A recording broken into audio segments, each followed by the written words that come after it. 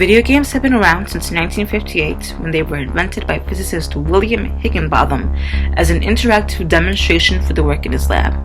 The game he and his team created was called Tennis for Two. Today, over 1 billion people play video games globally. The people in this global community interact with each other constantly. They do this in a variety of ways: social media sites, online forums, and physically talking to each other. The group is so large and tightly knit that it makes its own culture in the anthropological sense. This means that the members learn the culture from their peers, they share it with one another, they have a unique way of communicating with each other, and it is always changing. All these parts are intertwined and can only work when put together. This means that just because someone plays a game, that doesn't mean that they're part of the gaming culture. Effort has to be made to join this culture. The person has to actively want to be part of it in order to appreciate and enjoy it. As someone who knows from experience, the first steps in joining is intimidating. You feel like an outsider and that everyone knows that you don't fit in. Learning the culture can be difficult and a long process. Watching Let's Plays or streams is one way to quicken that process. A Let's Play is what you call a video someone makes that shows their gameplay while they commentate over it. Most popular YouTuber is a Let's Player by the name PewDiePie. He currently has over 43 million subscribers.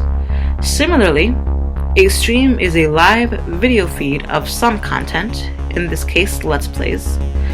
This can be done on YouTube or on another service called Twitch, which specializes in live game streams.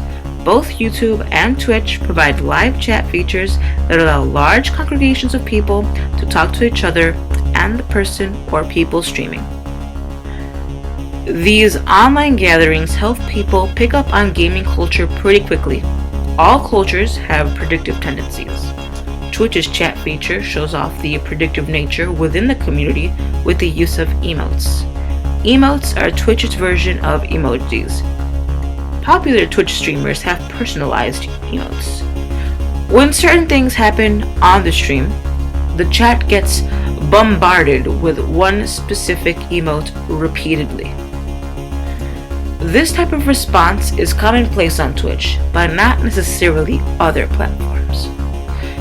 Like all cultures, the gaming world has its own subcultures. There are groups that like specific types of games, like shooters or platformers, and groups that like specific games, like Fallout or Destiny.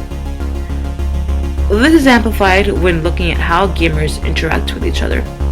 They use their own language when they talk to each other.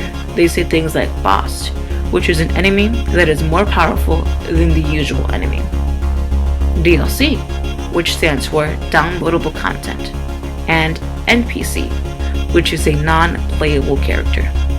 These are all things that people in every community understands, but the different sects have different words that are unique to their game or game type. This could be words used in games or terms commonly agreed upon. In Destiny, an in-game word players recognize is glimmer. All the players know that this is the currency within the game, and people who don't play the game or know about the game don't know that. A term the Destiny community chose is Dinklebot, which is a reference to the robot companion who used to be voiced by Peter Dinklage. Speaking is just one way people in the community communicate. Thanks to the internet, they also communicate via memes, a popular comedic image, video, etc. People share memes they make with little to no comment, and the community understands instantly. All of this communication going around brings the people together, but not everything is perfect. There are a number of people who only wish to spread negativity. They're referred to as trolls, and they'll do anything to get under people's skin. While it's not the most pressing issue, it's the most prevalent and relatable. We've all dealt with people who just want to cause problems. People in the gaming community all have thoughts on how to fix this issue, or at least lessen it. It's agreed that direct communication makes it worse, and that ignoring it lets it die down.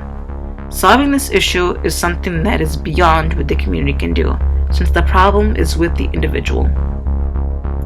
This means that the best the community can do is ignore these people and make sure that new members don't become trolls.